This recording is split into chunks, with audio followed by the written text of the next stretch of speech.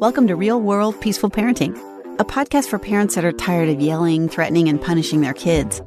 Join mom and master certified parent coach Lisa Smith as she gives you actionable, step-by-step strategies that'll help you transform your household from chaos to cooperation. Let's dive in. Welcome to today's episode. If you're brand new to the podcast, welcome. I'm so glad you're here. And if you're a regular listening weekly, you know that this year, 2024, that we have declared this the year of self-regulation. And today is an opportunity to add another piece to the puzzle of self-regulation by helping you navigate the challenges of parenting with awareness, tools, and support. So let me ask you, have you ever noticed your child or your kid or your teen or your adult harboring feelings of resentment? Resentment. Have you noticed them harboring feelings of resentment towards siblings, friends, or situations they perceive as unfair? You know, resentment can be a heavy burden to carry, a heavy burden for our kids or for ourselves. And here's the thing that I want you to question today. If you have a kid that is harboring resentment and or harbors it regularly, I want you to ask yourself, am I inadvertently modeling this behavior for him, her, or them? Resentment, as defined, is that deep-seated indignation at feeling mistreated or wronged. You know, unfair, not right. It's a complex mix of emotions. Resentment is part anger, part sadness, and part frustration. And the problem with it is that it can poison our minds and relationships if left unchecked. And the thing I want us to ask ourselves today is, are we showing our children how to let go of resentment? How to embrace harmony instead of holding on to the unfairness, the grudges, the anger, the sadness, the frustration? Because what I know for sure is that resentment blocks us from connecting with people, from connecting with our children, and left unchecked can poison our minds and our relationships. I know, right? It's a big topic. It really is. Now, to better understand the complexities of resentment and its impact, let's dive into a couple real-life scenarios. So first, I'm going to tell you about Alex and then Emily, two young kids, two individuals navigating the turbulent waters of adolescence and young adulthood, each grappling with their own experiences of feeling mistreated, wronged, and unfair. These stories offer poignant insights into the emotional landscape of resentment and the profound effects it can have on individuals at different stages of life. Let's say there's a 13-year-old named Alex who has a close friend named Sam. Alex and Sam have been best friends since kindergarten and have always done everything together. However, as they've gotten older, Sam begins spending more time with a new group of friends that he's met in middle school, often excluding Alex from their activities. Now, at first, Alex tries to brush it off, but over time, he begins to feel left out and lonely, and he doesn't know how to articulate those feelings. He sees Sam having fun with his new friends on social media and hear all about the exciting things they do together. Despite trying to reach out and maintain their friendship, Sam seems distant and uninterested in spending time with Alex like they used to. As a result, Alex starts to feel resentful towards Sam and his new friends. Alex feels hurt and betrayed and wondering why Sam would abandon the friendship for others. Because he doesn't know how to talk to his parents about his feelings and needs and all that's going on for him in navigating this broken friendship with Sam, resentment festers in Alex's heart, leading to feelings of anger, sadness, and frustration every time he sees Sam with his new group, which is daily at school. Despite his efforts to move past it, Alex can't shake the feeling of being wronged by his once close friend and being mistreated. It seems unfair to him. This resentment begins to affect Alex's self-esteem and overall happiness, making it a challenge for him to remain regulated after school and on the weekends. In this example, Alex's resentment stems from feeling excluded and replaced by Sam, highlighting how even children and teens can experience complex emotions like resentment in their relationships. So my question is, have you ever noticed your child harboring feelings of resentment? Whether it's towards siblings, friends, or situations they perceive as unfair, being left out, being excluded, not being heard, not being understood, resentment can be a very heavy burden to carry for any of us at any age.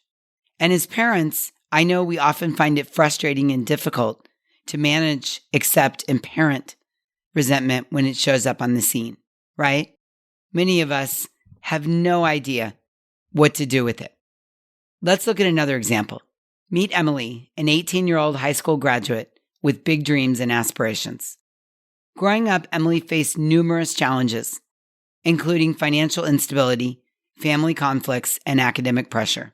Now, despite these obstacles, Emily remained resilient and determined to create a better future for herself. She was focused and tenacious. However, as Emily looks around at her peers in high school, she can't help but feel a twinge of resentment. While others seem to have supportive families, financial stability, and opportunities handed to them, Emily feels like she's been dealt an unfair hand in life.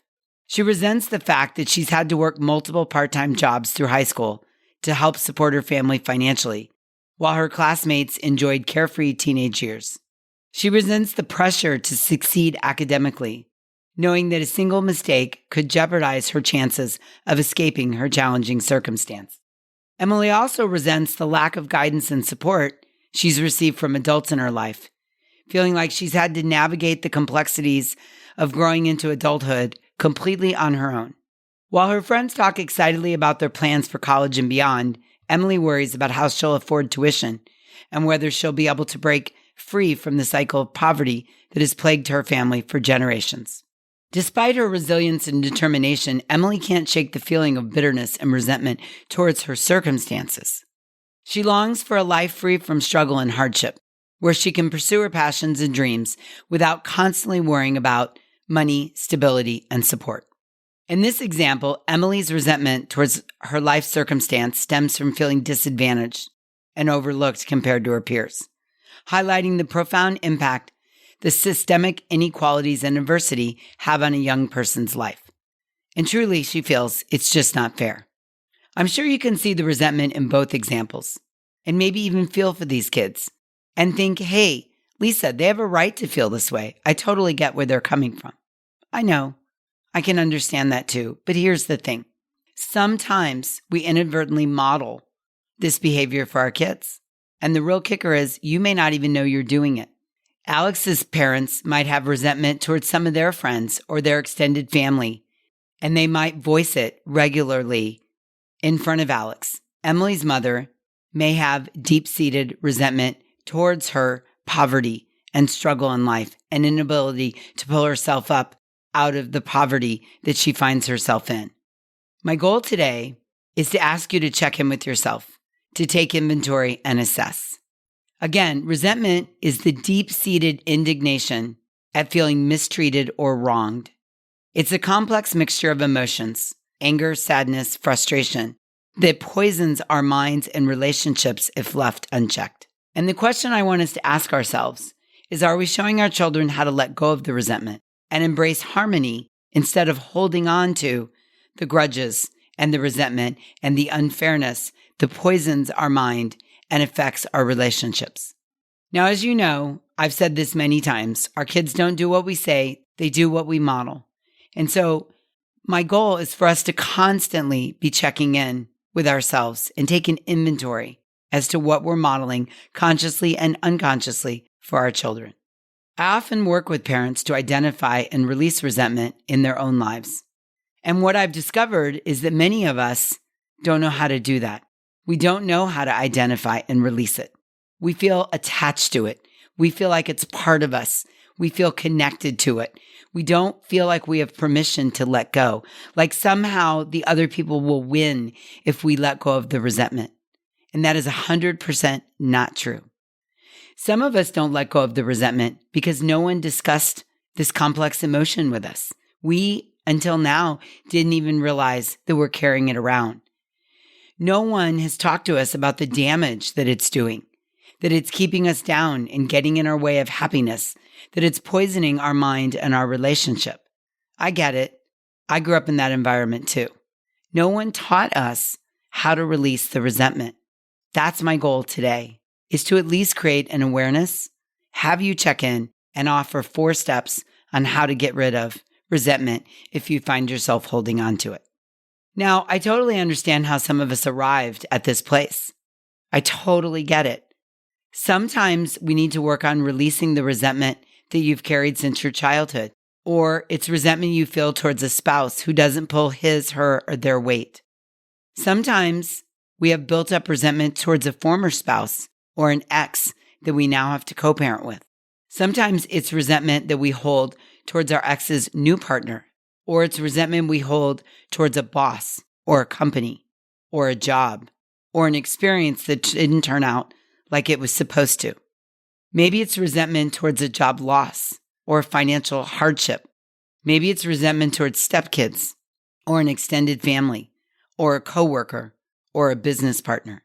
Maybe it's resentment that's built up as a result of being a victim of a trauma or an accident. Sometimes it's resentment towards a child that has been challenging, maybe strong-willed since birth, or maybe it's unconscious resentment that's built up due to a difficult pregnancy or a challenging birth that's gone unhealed. When you have a minute, take stock, do an inventory, reach within yourself, and be totally honest. Do you have resentment in one of these categories? Even just a little bit. Do you carry it around with you? Are you someone who looks at the world as unfair, or someone has wronged you, or a situation didn't go as planned? Do you feel mistreated or wronged? Do you have feelings of anger, sadness, and frustration that you've been carrying around for a long time? That, my friends, is resentment, and it poisons your brain and your relationships. So I want you to spend a few minutes checking in with yourself. And if you have some resentment, you're ready to release it. Freedom sits on the other side, I promise. So now that we understand the definition and some examples of what resentment look like in our lives, let's turn our attention to the steps we can take to release it and cultivate that freedom and inner peace. Each of the 4 steps builds upon the previous one, offering a roadmap towards greater harmony within ourselves and our families. So let's dig in. Step 1, embrace harmony. It's the antithesis of resentment. You can't be harmonious and resentment at the same time. Step 1 is about acknowledging and releasing resentment's grip on our heart and minds so that we can create a space for harmony to come in and flourish. It's about letting go of grudges and grievances that allow us to foster healthier relationships with everybody in our lives and create a more peaceful environment for ourselves and our children. So if you're resentful to a boss that you haven't worked with for 3 years and you're holding on to that grudge is getting in the way of a peaceful environment and healthy relationships with all the other people in your life. So in step 1, we're letting go of the resentment. We're letting go to foster healthier relationships with everybody in our lives. And that leads to step 2, the power of forgiveness. Choosing to let go of resentment isn't just an act of kindness towards others. It's truly an act of self-compassion. Let me say that again. Letting go of resentment is an act of self-compassion for yourself, to you, for you, because the resentment isn't necessarily hurting the other person. They may be overliving their best life. The resentment is poisoning your mind and your current relationships. Forgiveness liberates us from the burden of holding on to our past hurts, and it frees us to experience greater joy and fulfillment in our lives. That's so good, right? Listen to this. I love this quote. I never knew how strong I was until I had to forgive someone who wasn't sorry and accept an apology I never received. That, my friends, is step 2. It's letting go of the resentment as an act of self-compassion to liberate the burden and create greater joy and fulfillment in your life, not the other person's, your life. I cannot begin to tell you the freedom that these 4 steps create for you, the lightness that you will feel if you can master these 4 steps. So step 1, embrace harmony. Step 2, the power of forgiveness, which leads us to step 3, cultivate inner peace. Like tending to a garden, cultivating inner peace requires patience, diligence, and care. By nurturing self-compassion and understanding within ourselves, we create a fertile ground for healing and growth. And then you model that for your children. And finally, step 4, calm is an attitude. As parents, we have the power to be the calmest person in the room, even in the face of adversity. By embodying a sense of calm confidence, we model resilience and grace under pressure, inspiring our children to navigate life's challenges with courage and composure. By embracing these steps, we not only release resentment, but we pave the way for a brighter, more harmonious future for ourselves and our kids. When we model embracing harmony by letting go of the resentment, the power of forgiveness as an act of self-compassion, and cultivating inner peace by creating self-compassion and understanding within ourselves, and calmness being an attitude, we are modeling recovery of resentment for our children. Remember, our kids don't do what we say, they do what we do.